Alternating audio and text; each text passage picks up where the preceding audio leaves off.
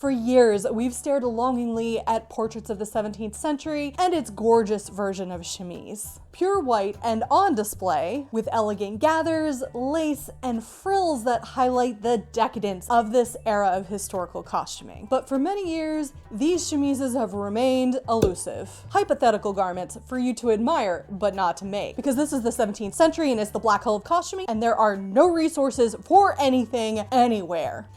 Until now. Y'all, I am so excited because Group Patterns has come out with a line of mid-17th century feminine patterns. They are reasonably priced, well-researched, and size inclusive. And I have been keeping this knowledge to myself for many moons, and it has been so hard. But they now have been released, and now you can join me in 17th century frolicking. Let's get started under there. Under where? Oh gee, she's gotten into the dad jokes again.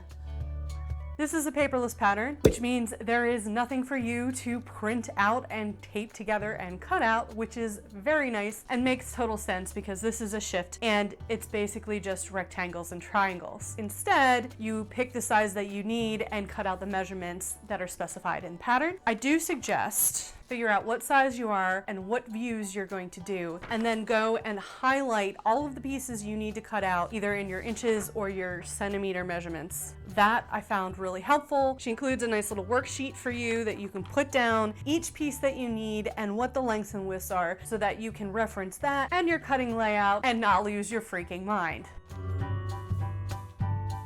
And now it's time for high contrast, visually stunning, white on white action. I'm gonna do my best to give you all some interesting lighting so it's not so dull, but at some point I'm gonna stop, put this down, go on vacation for 2 weeks, and then come back and finish it. So please forgive me if I forget at some point. When sewing with linen, one of the squidgiest of all materials, it's important to cut your pieces right on grain, which normally involves pulling threads. This linen I'm using is very fine. So fine, in fact, that I'm having a struggle trying to pull thread. So instead, I'm taking the advice that Group gives to pin mark. Draw a straight line with the pointy end of your pin. It creates a little groove along one thread or grain, leaving a nice crease that you can cut along. Pretty nifty. That's something new I've learned.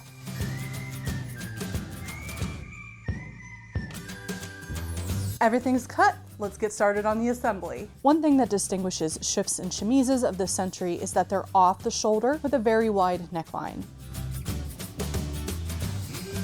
First, we need to mark the shoulder points. You'll use the pattern as a guide to mark a certain distance in from each edge of the front. Then fold it and mark down the center front. Draw a curve to connect the 2 points.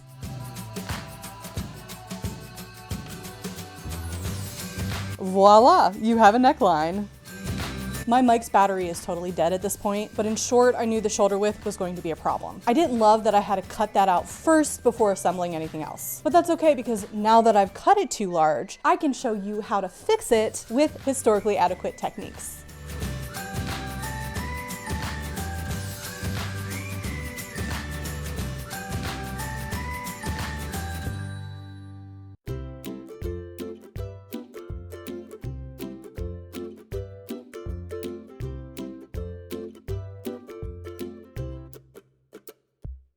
As always, we want to narrow hem our center slit by hand, but the point will get taken care of at the end of the make.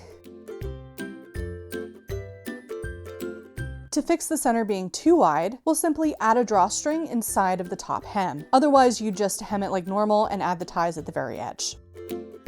Okay, now that we have a completely open piece of fabric with a neckline, we're going to gather the sleeves and attach it to the arm side. If you're watching this thinking, this is not the usual construction method of shifts and chemises, you'd be right. Normally I would do the sides and the gores first, then the neckline, then the hem, and then do the sleeves. But for the sake of science, I'm trying my very best to follow the directions verbatim. Since this is a brand new pattern and I literally started it like 3 days after it came into existence commercially, there's likely not another YouTube video out there for you to follow, so I want to make sure that this is as comprehensive and as close to the instructions as possible to help you, the viewer, in making your 17th century chemise. I mean, there shouldn't be another video. Someone would have to work real fast. I am the 17th century costumer, so it's not likely. Okay, let's noodle this out. Before we can set in the sleeve flat, we need to pleat the sleeve, and we do that via cartridge pleating. My method for marking cartridge pleats is slightly different than most folks. I draw 2 parallel lines and then mark perpendicular lines at each interval between them so I know where to sew.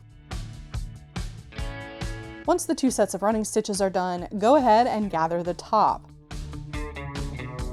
The instructions also have you do the same above the wrist. If you want a second puff, which of course I do, they instruct you to do the same in the middle of the sleeve. I'll show you what I'm doing instead at a later step. This blue strip in the seam allowance is killing me, y'all. Why do they do this? So now we turn under the seam allowance of the chemise body. Then, while it's still flat, we're going to tuck the gathered sleeve under the edge of the body and pin it in place. It'll get whip stitched down. Also, I've opted to do sleeve C, although there are 3 total options for you to choose from.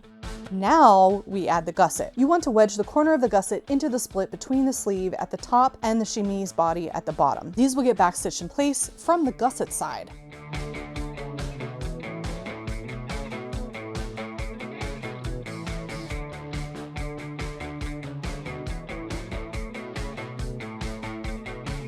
This upsets me beyond measure. This fabric is so sheer that you can see even the lighter side of this weaving on a second layer, and there's nothing I can do. This is the shoulder seam. It is meant to be shown off, and I do not have enough fabric to cut more. Infuriating. So I've torn off just a strip of cotton muslin that I literally picked up off the floor, and I'm gonna go ahead and I'm gonna tuck this under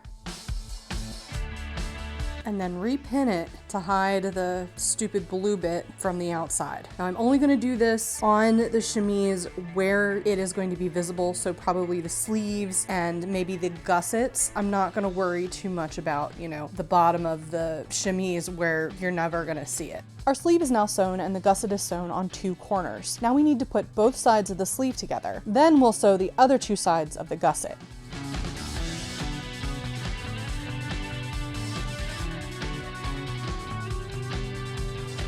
Well, it actually lines up all right. My armpit looks pretty snazzy. Look at the armpit. Never thought I'd say that on camera. If you're enjoying this video, finding it helpful, or are just plain excited that finally a pattern company has taken our shouting about the 17th century seriously, please consider hitting the thumbs up button and saying hello in the comments so we can help spread the word. It is the most common look from this era and it is only a feminine look, but it's a start and I know how much time and research she put into all of these patterns. I will be hosting a sew along for the rest of these outfits later this year, so if that's something you're interested in, now would be the time to start gathering your supplies. Speaking of supplies, I want to say a huge thank you to all of my supporters over on Ko-fi for helping me run this channel. I could not do it without you and I'm so grateful for everything that you've done. I've linked below if you have the means to contribute. Good afternoon. It's been precisely 2 weeks since I've seen you last, in which time I have taken my first days off since this time last year. That is gonna stop. However, now we are fully in ball gown crunch mode, which means ya girl's gotta get this chemise done so that I can start working on that major project. Luckily, there's not too much left to do at this point, so let's get doing. Next, we need to add the side gores. For some reason, even though I swear I cut my pieces correctly, the side gores are too long for the opening left below the sleeve and the gussets. There should be a small gap between the 2 corners, but mine don't line up like that. This one I did on the plane ride home and it was late and I didn't realize until I finished sewing it. So I'm just going to add a little pleat in here instead of taking the whole thing apart and redoing it. It's not going to look that nice, but whatever. I don't care. It's underwear, remember?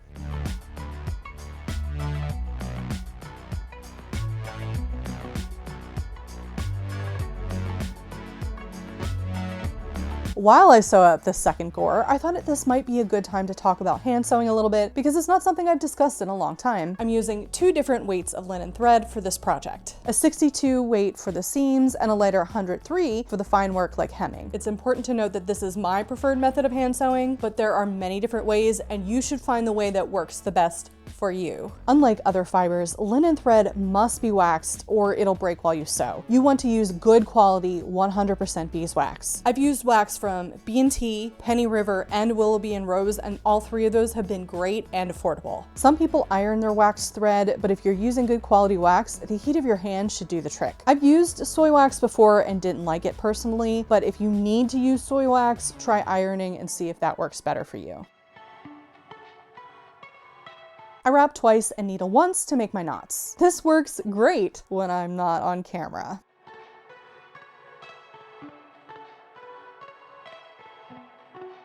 Make sure you don't lean down and over your work. Instead, bring your work up to you. Your back will thank you. Okay, now that we have everything nice and neat and fell down on the inside, it's time to make everything pretty. First, we need to encase all the raw edges of the arm side. This will strengthen the area and make it easier to wash. And yes, I throw my handmade chemises in the washing machine and the dryer. This is pretty straightforward. You want to place this on the inside of the sleeve over the seam allowance and pin. The instructions say to whip both sides, but I decided to whip only on the edge over the seam allowance and then prick stitch the other side for maximum invisibility. I mean, logically, after the whipping comes the pricking. I didn't name these stitches. Speaking of inappropriate sewing terms, next we need to secure the slit. The pattern provides a heart patch that you can use, but I was feeling lazy, so we're gonna do something instead called a bride. And you'll see in a minute why it's called that. This is the fancy and more secure version of just whipping along the edge, which is what I usually do, but again, this is for science. So you'll want to make a few stitches between the slit about 1/4 of an inch away from the edge. Then you'll run buttonhole stitches along this bridge and then down around the hole to secure everything down.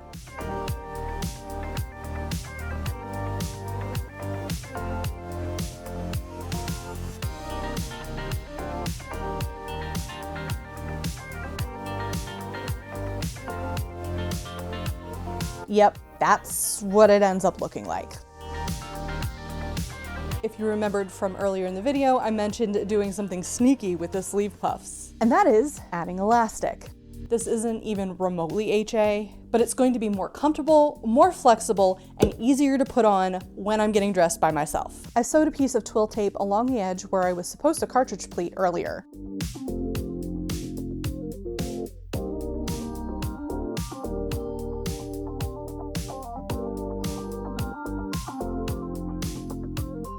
I zigzagged on the machine for security. If you like this idea and want to do it to the bottom of the sleeve, it's the same process, except for me, I forgot and did the cartridge pleating already. So we're going to gather it slightly down to a tape first, and then we'll gather the rest of the way with the elastic.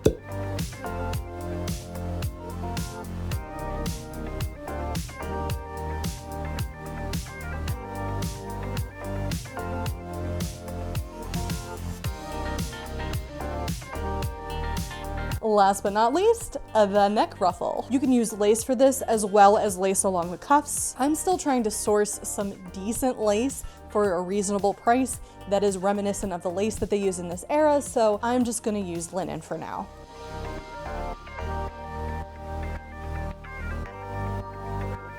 After hemming one of the long edges and both short edges, fold over and iron the last edge and prep for whipping.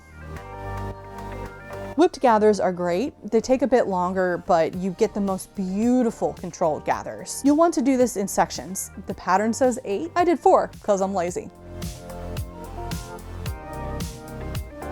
Line up each section to the corresponding section of your chemise and pin. Note that I'm pinning this on the incorrect side. You'll want to pin this right sides together with the edges matching. Then whip stitch along the edge to get your ruffle neatly in place.